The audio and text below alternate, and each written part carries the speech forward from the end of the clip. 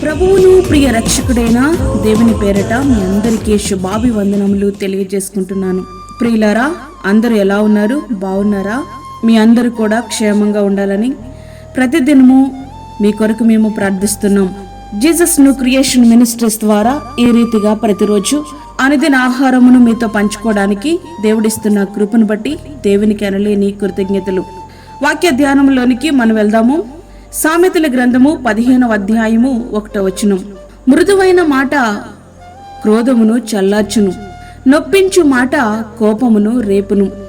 కోపము అనేది ఉద్వేగభరితమైనటువంటి పరిస్థితి. మనసు గాయపడిన సందర్భాలలో ఈ ఉద్వేగం తారస్థాయికి చేరుతుంది. ఇది అందరిలో ఒకే విధంగా ఉండదు.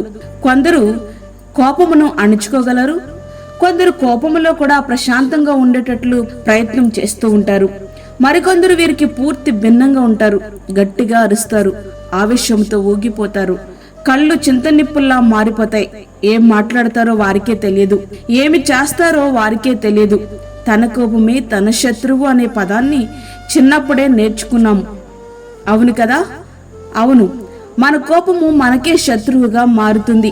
ఈ కోపము అనేక మంది శత్రువులను మనకు తెచ్చిపెడుతుంది. ఇతరులతో పాటు మనకును సమాధానం లేకుండా చేస్తుంది. సృష్టిలో మొట్టమొదటి మరణం సహజమైనది కాదు, హత్య. దానికి కారణమేమిటో తెలుసా? కోపమే. ఆదికాండము 4వ అధ్యాయము 5-6 వచనములు.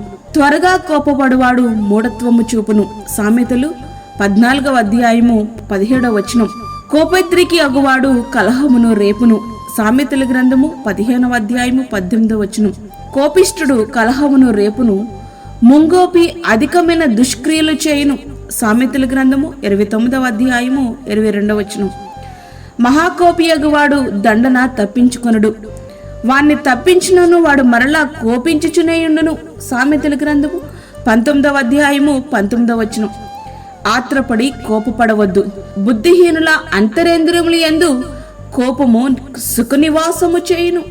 ప్రసంగి 7వ అధ్యాయము 9వ వచనం. ప్రియ స్నేహితుడా, వాక్యం ఉంటున్నటువంటి ప్రియ దేవుని బిడ్డ, మన మాటలు ఎట్లా ఉండాలి? వ్యభిచారిణిని సహితం అమ్మా అంటూ పిలవగలిగిన మన ప్రియ రక్షకుడే మనకు గొప్ప ఆదర్శం. ఆయన పిల్లలముగా మాటలోను క్రియలోను ఆయనను అనుసరించగలగాలి. కోపాన్ని రెట్టింపు చేయాలన్నా చల్లార్చాలన్నా మన మాటలే కారణం. కఠినమైన మాటలను కూడా మనము మృదువుగా మాట్లాడగలగాలి. జ్ఞానులు కోపమును చల్లార్చెదరు. సామెతలు 29వ అధ్యాయము 8వ వచనం. జ్ఞానులు అంటే లోక సంబంధమైన విద్యను బాగా అభ్యసించిన వారు, వ్యాపార రంగంలో అధికముగా సంపాదించేవారు, ఇట్లా అని మనం ఆలోచిస్తాం. కానీ వారు జ్ఞానులు కాదు. గాని యెహోవా యందు భయభక్తులు కలిగిన వారు మాత్రమే జ్ఞానులు. కోపమును దూరపరచాలి. న్యాయసమ్మతమైన కోపం తప్పేమీ కాదు. కొన్నిసార్లు కోపపడకపోతే పరిస్థితులు చక్కబడవు.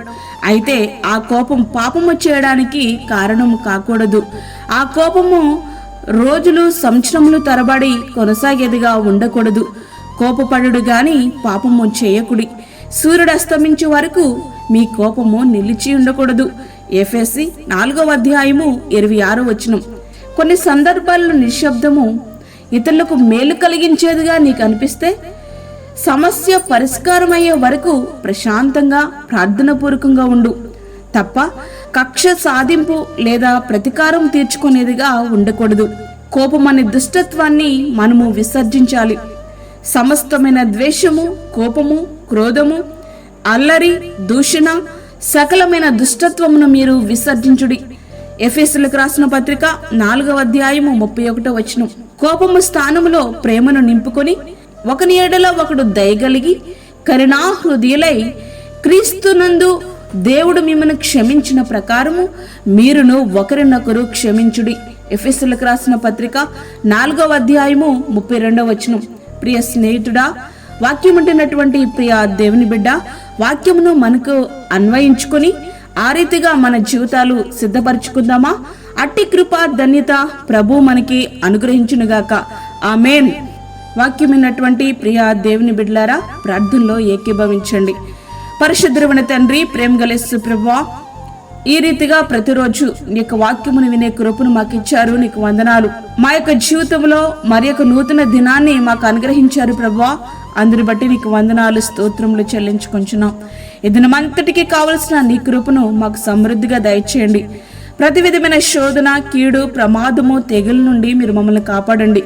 దీని అవసరతలు, దీని అక్కర్లు మీరు మాకు తీర్చండి ప్రభువా. బయటికి వెళ్తున్నప్పుడు, లోనికి వస్తున్నప్పుడు తగు కాపుదల మాకు, మా కుటుంబాలకు దయచేయండి. అదేవిధంగా గర్భఫలము లేని బిడ్డలకు గర్భఫలము దయచేయండి. అప్పుల బాధలతో ఇబ్బంది పడుచున్న నీ బిడ్డల యొక్క అవసరతలు మీరు తీర్చండి. దూరదేశంలో ఉండి ప్రార్థనలో ఏకీభవిస్తున్న నీ బిడ్డలని మీరు జ్ఞాపకం చేసుకోనండి. వారికి కావలసిన ఆదరణను, ఓర్పును, సహనమును సమృద్ధిగా దయచేయండి ప్రభువా. వారికి మంచి ఆరోగ్యము దయచేయండి. అదేవిధంగా బలహీనులను, చంటి బిడ్డలను, వృద్ధులను మీరు జ్ఞాపకం చేసుకోనండి. వారికి కావలసిన నీ కృపను సమృద్ధిగా మీరు దయచేయండి. ఇది మంతటికి కావలసిన నీ కృపను మాకు అనుగ్రహించి, మాకు కాదు యెహోవా, మాకు కాదు, సమస్త మహిమ ప్రభావాలు మీకే ఆరోపించుకుంటూ యేసు పరిశుద్ధ నామమున అడిగి వేడుకుంటున్నాం తండ్రి, ఆమేన్. ఈ యొక్క వర్తమానములు మీ బంధువులకు, మీ స్నేహితులకు షేర్ చేయండి. ప్రతి దినము ఈ యొక్క వర్తమానములు మీకు అనుదిన ఆహారముగా పంపించబడతా ఉన్నాయి. ఈ వర్తమానములు మీ బంధువులకు, మీ స్నేహితులకు షేర్ చేయండి. దేవుని పనిలో మీరు కూడా పాలిభాగస్తులు కండి. అదేవిధంగా మీ ప్రార్థన అవసరతలు మాకు తెలియచేయండి. మా ఫోన్ నంబర్ 9177377559. దేవుడు మిమ్మును, మీ కుటుంబమును దీవించునుగాక. ఆమేన్. దేవుని సేవలో మీ సహోదరి అన్నామణి సాల్మన్. మా ఛానల్ని సబ్స్క్రైబ్ చేయండి, షేర్ చేయండి, లైక్ చేయండి. దేవుడు మిమ్మల్ని దీవించునుగాక. ఆమేన్.